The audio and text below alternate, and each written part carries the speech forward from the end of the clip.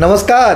कहानी कलश में आपका हार्दिक अभिनंदन है। और आज मैं महात्मा बुद्ध पे उनके जीवन दर्शन पर आधारित, उनके जीवन पर आधारित बुद्ध चरित्र लेकर उपस्थित हुआ हूँ। और यह बुद्ध चरित्र जो है अश्वघोष का महाकाव्य है। और आप यकीन मानिए, जिस प्रकार से भारतीय जनजीवन को, भारतीय जनजीवन ही नहीं बल्कि पूरे विश्व को महाकाव्य रामायण महाभारत ने जिस तरह से प्रभावित किया, ठीक उसी तरह से बुद्ध चरित्र ने भी भारतीय जनजीवन को प्रभावित किया है। ये यकीन मानिए जो मैं बात आपसे करने जा रहा हूं, भारतीय संस्कृति के विकास में बौद्ध धर्म का विशेष महत्व है। गौतम बुद्ध ने अपनी विचारधारा से सारे संसार को प्रभावित किया और अध्यात्म को एक नई दिशा दी है। उन्होंने बंधुत्व मनुष्य मात्र के लिए संसार में पहला विश्व धर्म स्थापित किया। पहला, इससे पहले जैन धर्म था, लेकिन महात्मा बुद्ध की जो शैली थी, महात्मा बुद्ध की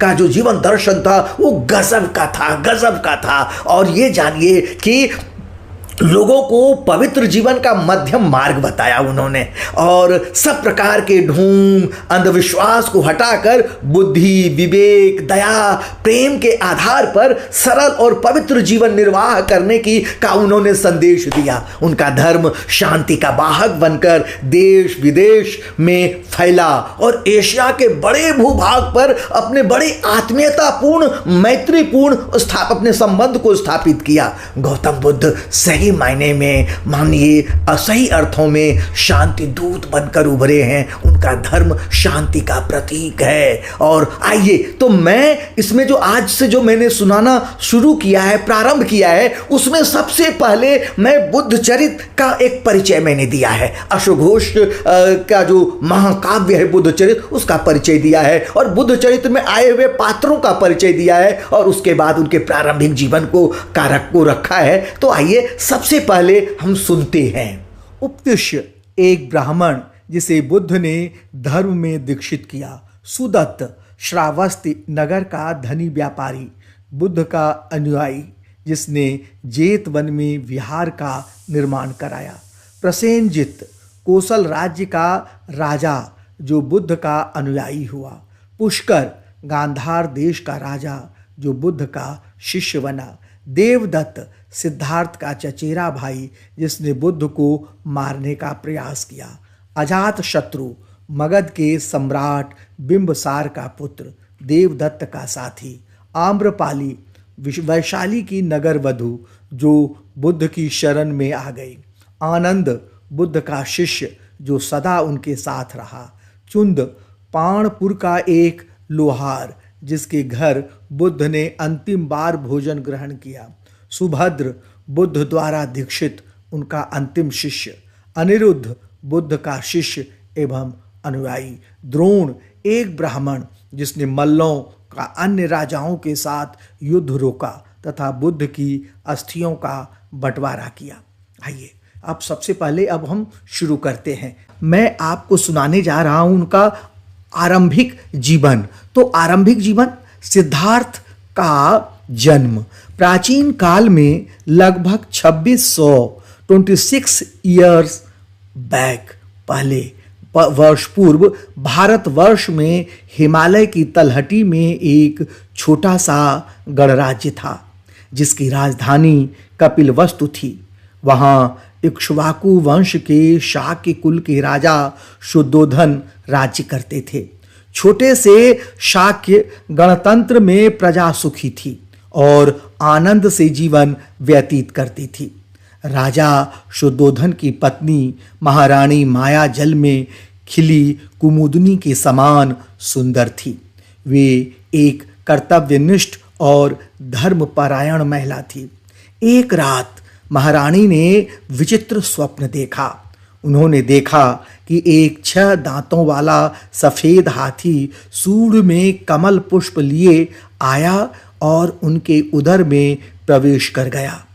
महारानी को किसी भी प्रकार के भय या पीड़ा की अनुभूति नहीं हुई।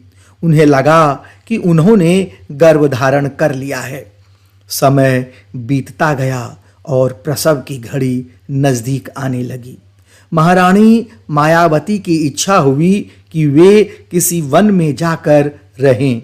उन्होंने महाराज शुद्धोधन से लुम्बिनी वन में जाकर रहने की अनुमति मांगी।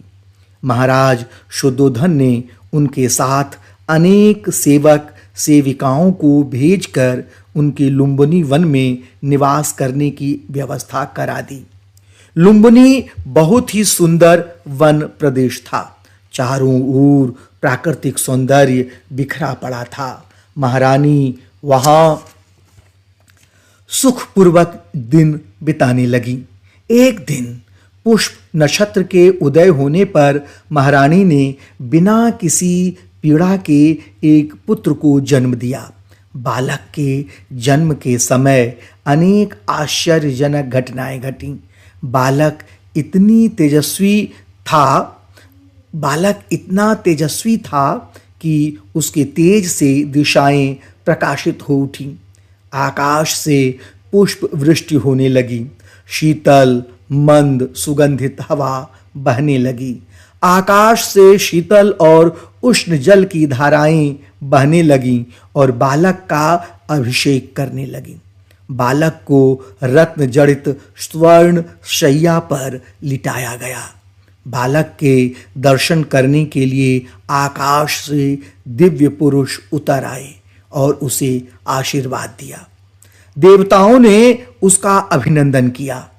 महारानी अपने पुत्र के दिव्य को देखकर आश्चर्यचकित हो गई। राजा शुद्धोधन की आंखों से हर्ष व भय के आंसू बहने लगे। बालक के जन्म का प्रकृति पर अद्भुत प्रभाव हुआ। हिंसक पशु भी हिंसा भूल गए। पशु पक्षी मीठे स्वर में गाने लगे। चारों ओर शांति और आनंद की धारा बहने लगी। नदियां शांत बहने लगी।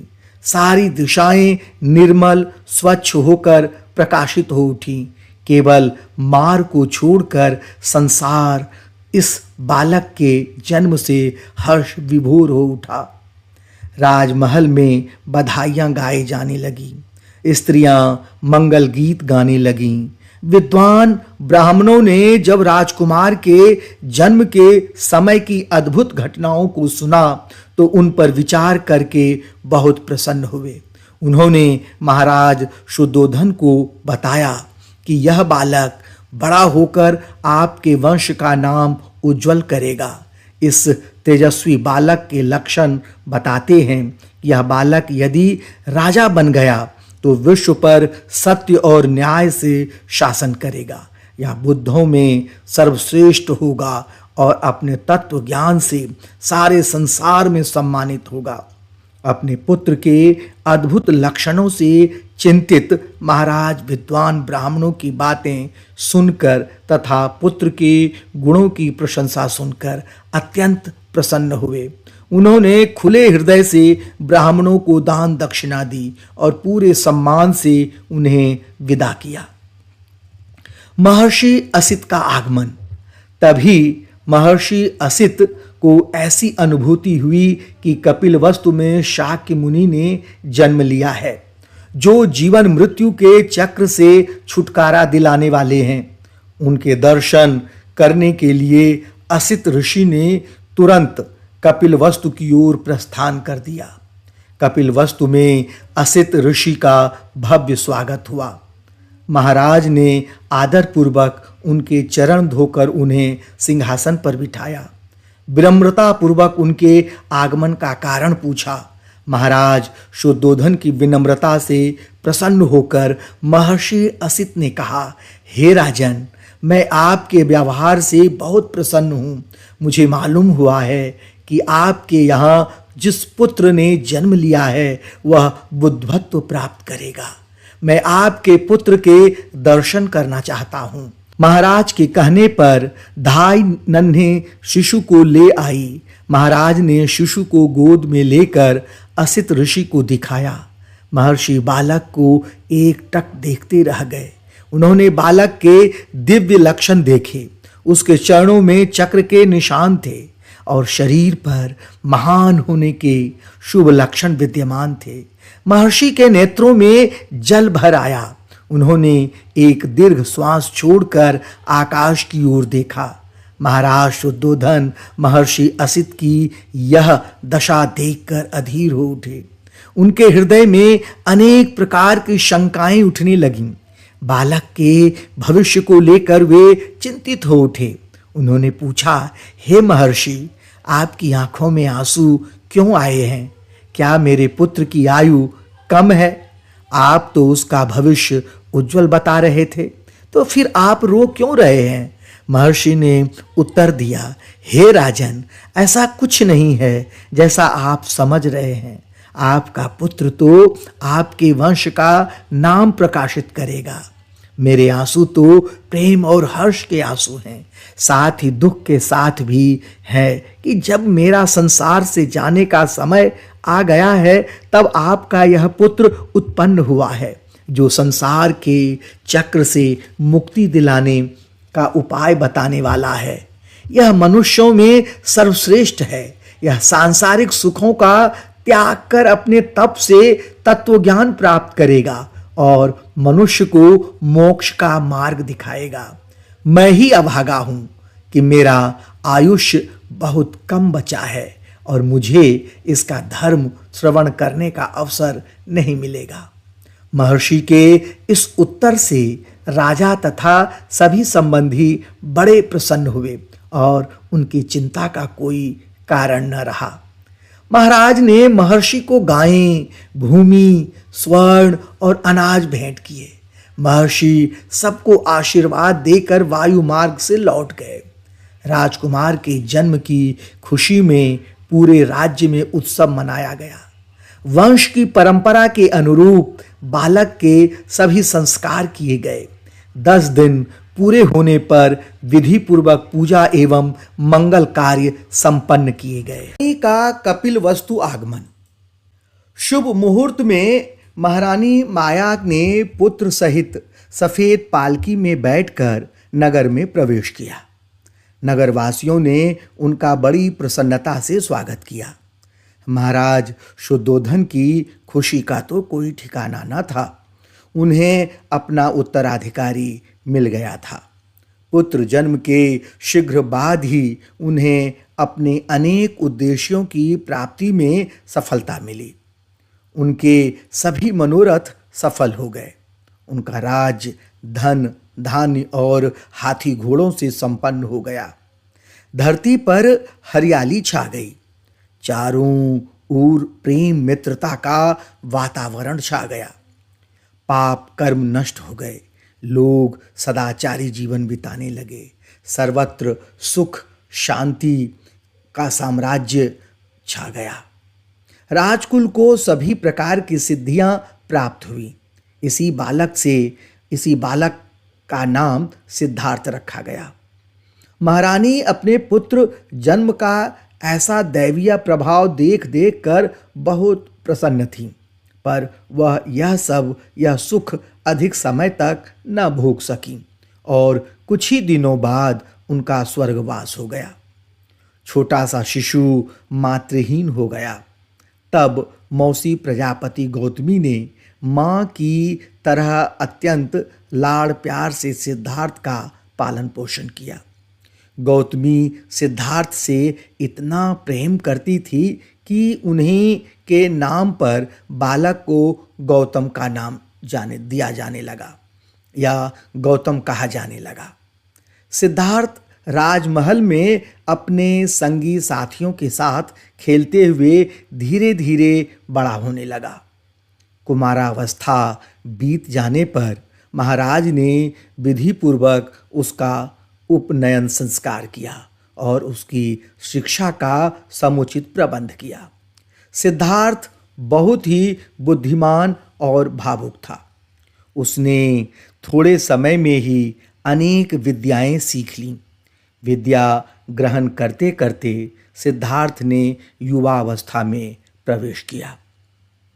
सिद्धार्थ का विवाह।